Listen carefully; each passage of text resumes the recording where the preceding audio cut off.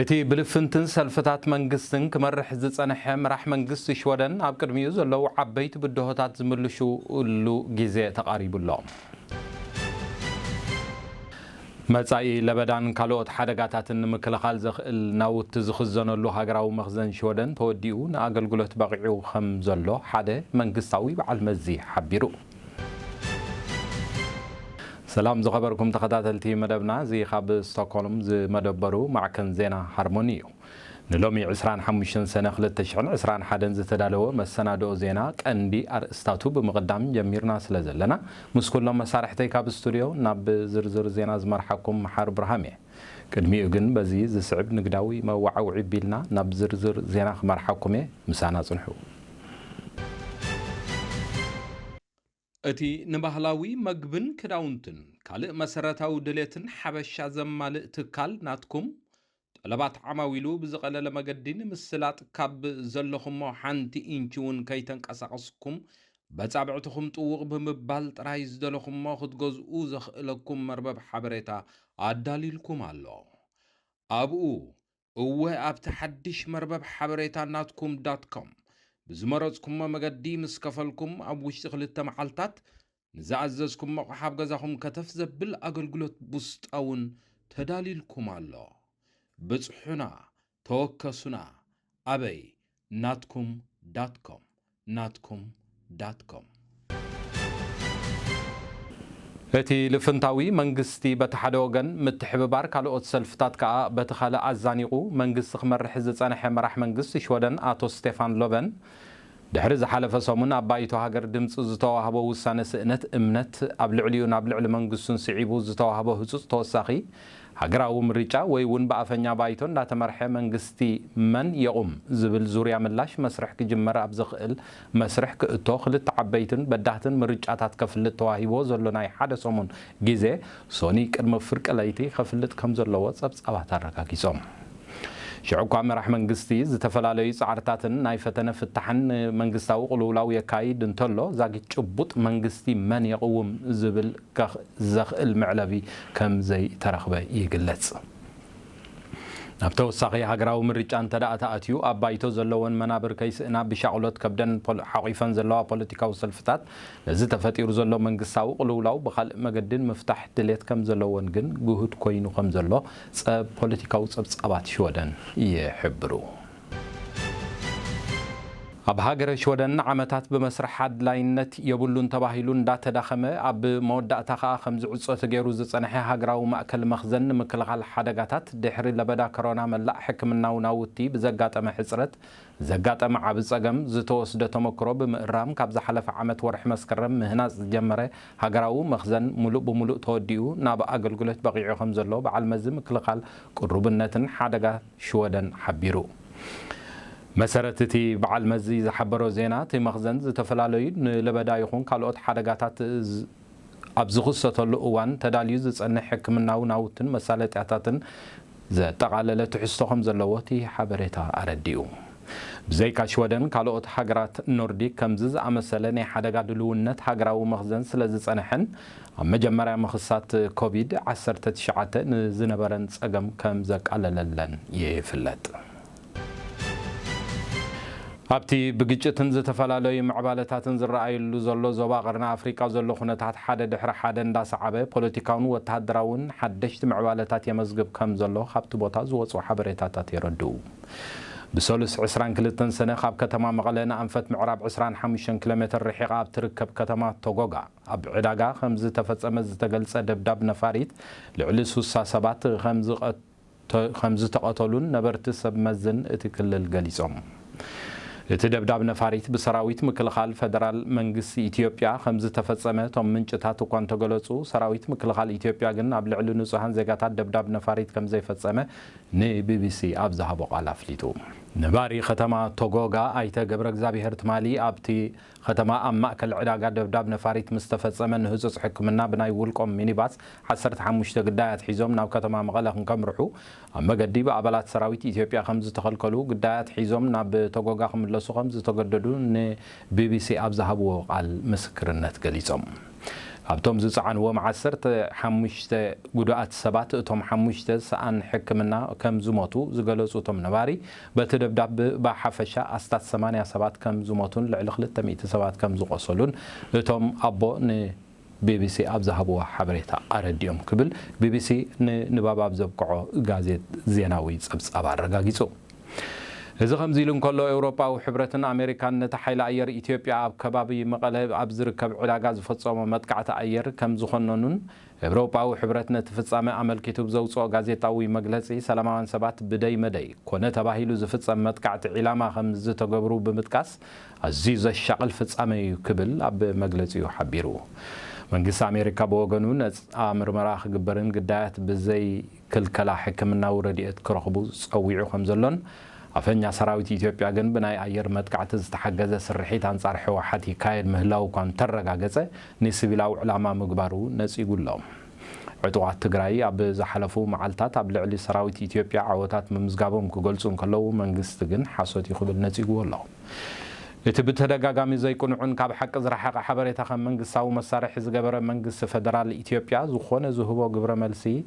ዝኣምኖ ስለ ዘይተረኽበ ማሕበረሰብ ዓለም ኩሉ ሓበሬታታት ኣብቲ ክልል ዝፍጸም ብነፃ ምርመራ ክካየድ ክጽውዑ ምጽንሖም ይፍለጥ ኣብ ሃገረ ቡርኪና ፋሶ ኣብ ቀረባ ግዜ ዝተፈጸመ 130 ሰላማውያን ሰባት ዝተቐትለሉ ጃምላዊ ቅትለት ካብ 12 ስጋ 14 ዓመት ዕድመ ብዘለዎም ትሕቲ ዕድመ ወታደራዊ ቆልዑ ከም ዝተፈጸመ ውድብ ሕብራት ሃገራት ብሓዘን ገሊጹ ኣብቲ ምስ አልቃዒዳ ዳዕሽን ዝተባህሉ ኣኽረርቲ ጉጅለታት ብብዝሒ ዝንቀሳቐስዎ ዘለዉ ምዕራብ ኣፍሪካ ዞባ ሳሕሊ ኣፍሪካን ቆልዑ እንዳኸተቡ ኣብ ከምዚ ዝኣመሰለ እከይ ተግባራት ቅትለትን የሳትፍዎም ከም ዘለዉ ክንገር ከም ዝጸንሐን እቲ ጸገም እንዳዓበየ ይኸይድ ከም ዘሎን እቲ ዝወፀ መግለጺ ኣረዲኡ እዚ ናይ ሕጂ ፍጻመ ኣብ ገጠራዊ ከባቢ ሃገረ ቡርኪና ፋሶ ብሰሉስ ለይቲ ኣብ ልዕሊ ሰላማውያን ሰባት ብኣልማማ ዝተገብረ ቅትለት ሰላማውያን ሰባትን ምቅጻል ገዛውትን ንመላእቲ ሃገርን ከባብን ዘሰንበደ ተግባር ምንባሩ ጥራይ ዘይኮነ እቲ ጃምላዊ ህልቂት ብቆልዑ ከም ዝፍጸም ምግባሩ ኣተሓሳሰብ ኮይኑ ከም ዘሎ ይንገር ቅድሚ 7 ዓመት ብሃንዳስነት ትካል መራኸቢ ስቴናን ሮሮ ዝተባህለ ግዙፍ ኩባንያ ዝተጀመረ ምህናፅ ኣብ ባሕሪ ዝንቀሳቐስ ኣገልግሎት ሕክምና ትህብ መርከብ ሙሉእ ብሙሉእ ዝተሰሪሐን ኣገልግሎት ከም ዝበቕዐት እቲ ትካል ኣብ ዝሃቦ ናይ ብስራት ዜና ኣፍሊጡ እታ 6 ክፍሊ መጥባሕቲ ልዕሊ 170 መደቀሲ ሕሙማንን ከተኣናግድ ዝኽእል ክፍልታትን ከምኡውን ን600 ዝኣኽሉ ሰራሕተኛታትን ወለንተኛታት ሕክምና መንበሪ ዘለዎ ገዚፍ ሆስፒታል መርከብ ባሕሪ ኣብ ሃገረ ቻይና ህንፀታ ብምጥንቃቕ ናብ ሃገረ ቤልጅየም ኩሉ ሕክምናዊ መሳለጥያታት ንኽትጽዕን ካብ ባሕሪ ቻይና ናብ ኤውሮጳ ኣብ ጉዕዞ ከም ዘላ ተፈሊጡ ኣሎ መሰረት ሓበሬታት ኩባንያ እታ መርከብ ኣብ ቤልጅየም ስራሕ ምጽዓን ናውቲ ምስ ቀየረት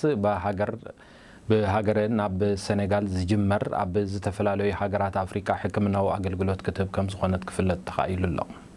እታ መርከብ ብዘይካ ሕክምናዊ ኣገልግሎት ኣብ መዳይ ትምህርቲ ሕክምናዊ ናይ ዝተፈላለዩ ሃገራት ኣፍሪካ ከተሰልጥን ከም ዝኾነት እውን ኣካልቲ መደብ ናይታ መርከብ ከም ዝኾነት ሓበሬታ የረድእ ኣብ መወዳእታ ካብ ኣገልግሎት ሃገራዊ ክፍሊ ሜትሮሎጂ ዝተረኽበ ሓበሬታ ከም ዘመልክቶ ብባህላዊ ገባባ ብሃገረ ሽወደን ዝበዓል ዘሎ ፍርቂ ሓጋይ ወይ ከዓ ሚድሶማር ከምቲ መብዛሕትኡ እዋናት ኣብ ዝበዝሐ ክፋል ሽወደን ብርቱዕን ቀሊልን ኩነታት ማይ ከም ዝህሉን በዚ መሰረት ኣህዛብ ጽላል ኣይትፍለዩ ተባሂልኩም ኣለኹም ኣገልግሎት ዜና ሃርሞኒ ሜድያ ከዓ ናይዚ ሰሙን ትንበያ ኩነታት ኣየር በዚ ዝስዕብ ስእላዊ ጸብጻብ ከም መሰጋገሪ ብምጥቃም ናብ ሓጸርቲ ዜናታት ከሰጋግረኩም እየ ኣይተርሕቑ ምሳና ጽንሑ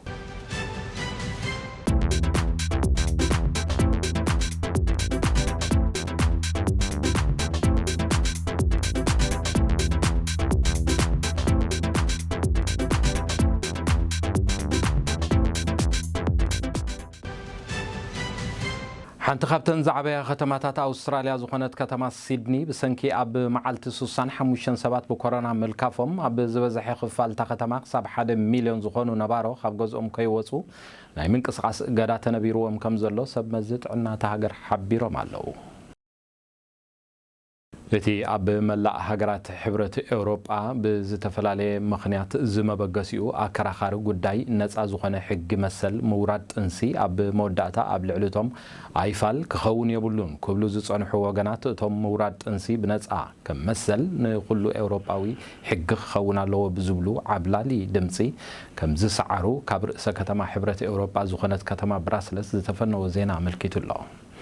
መሰረት እቲ ዜና ድምፂ ናይ ማሃብ ስርዓት ካብ ጠቕላላ ኣባላት እቲ ባይቶ ኤውሮጳ 378 ድምፂ ኣንጻር 255 ብዓብላልነት ብምድማጽ እቲ ሕቶ ተዓዊቱ ከም ዘሎ እቲ ዝረኸብናዮ ሓበሬታ ኣፍሊጡ። ሓንቲ ካብ ሃገራት ሕብረት ኤውሮጳ ዝኾነት ሃገረ ሃንጋሪ ኣብ ዝሓለፈ እዋናት ንጉዳይ ርክብን ነፃነትን ተመሳሳሊ ጾታ ዘለዎም ሰባት ብዝምልከት ኣብታ ሃገር ዝተነበረ እገዳ መርዓ ይኹን ካልኦት መሰላት ብዝምልከት ካብ ዝተፈላለየ ኩርናዓት ኤውሮጳ ከቢድ ነቐፌታን ውግዘትን ይገጥማ ከም ዘሎ ጸብጻባት ኣረጋጊጾም። ካብ ናይ ኩዕሶ ዋንጫ ኤውሮጳ ኣጋጣሚ ክሳብ ኣኼባ መራሕቲ ሃገራት ኤውሮጳ ኣብ ዝሰሙን ዝተገብሩ ኣጋጣሚታት አንጻር ውሳነ እታ ሃገር ኣብ ልዕሊ መሰላት ፍቕራዊ ዝምድና ተመሳሳሊ ጾታ ዝኾኑ ሰባት ዘርኣየቶ እገዳታት ተቃውሞ ብዝተፈላለየ መንገዲ ይስምዑ ከም ዘለዉ እቲ ጸብጻብ ኣረጋጊጹ። ናብ ጎረቤት ሃገር ኖርዌይ ብስራሕ ካልእን ጉዳያት ዶብ ብምስጋር ካብን ናብን ዝመላለሱ ሰባት ዘለዎም ኣጸጋሚ ኩነታት መሊኡ ከም ዘይተፈትሐ ወከልቲ ማዕከናት ዜናን ተገልገልቲ መገሻ ስግረ ዶብ ኖርዌይ ብምጥቃስ ኣፍሊጦም ኣለዉ።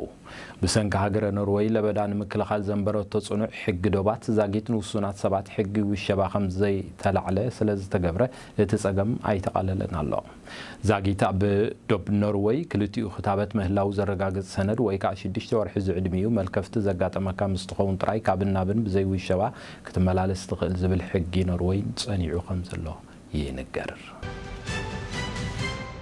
ኣብ ስዑድ ዓረብ ዝርከቡ ኢትዮጵያውያን ብፍላይ ከዓ ኣብ ኣብያተ ማእሰርትን ኣብ ዝተፈላለዩ ጉዳያት ስደተኛታትን ኣብ ውሽጢ ክልተ ሰሙን ናብ ሃገሮም ንምምላስ ጻዕሪ ይግበር ከም ዘሎ ሚኒስትሪ ጉዳያት ወጻኢ እታ ሃገር ኣፍሊጡ ኣሎ። ወሃብ ቃልቲ ሚኒስትሪ ኣምባሳደር ዲና ሙፍቲ ትማሊ ኣብ ዝሃቦ መግለጺ ጉዳኣት ኣብ ጉዳይ ኣብ ስዑድ ዓረብ ዝርከቡ ኢትዮጵያውያን ኣብ ሓጺር እዋን እንተተኻኢሉ ኣብ ክልተ ሰሙን መልሲ ክረክብ ከም ዝኽእል ተዛሪቡ ኣሎ። ንሱ ኣብ ስዑድ ዓረብ ዝርከቡ ኢትዮጵያውያን ንምምላስ ምስ ሰበስልጣን ሃገር ዝዘራረብ ሓደ ኮሚቴ ተጣይሱ ናብታ ሃገር ከም ዘምርሐ እውን ወሲኹ ኣረዲዩ። ዝኸበርኩም ተኸታተልቲ ሃርሞኒ ሚድያ ንሎሚ ዝበልናዮ መሰናድኦ ዜና መላእ ኤውሮጳን ካልኦትን ዘጠቓለለ ናይ ሎሚ መሰናድኦ ዜናና ዞም ስጋብ ሕጂ ክትከታተልዎም ዝጸናሕኩም እዮም። ንምክትታልኩም እንዳመስገንኩ ኣብ ዝመጽእ ዘሎ ሶኒ ከምኡውን ሰንበት ዝፍኖ ናይ ዜና ፈነወና ስጋብ ንራኸብ ሓደ ካብትን ምስሳን ማዕከንኩም ዝኾነ ሃርሞኒ ሚድያ ርእይቶኩምን ተሳታፍኩነትኩምን ብምዃኑ ኣብዚ ኣብ ስክሪን እትርእይዎ ዘለኹም ኢሜይል ኣድራሻ ብምጥቃም ሕቶታትኩም ርእይቶታትኩምን ወኸሳን ከተቕርቡ ንምሕፀን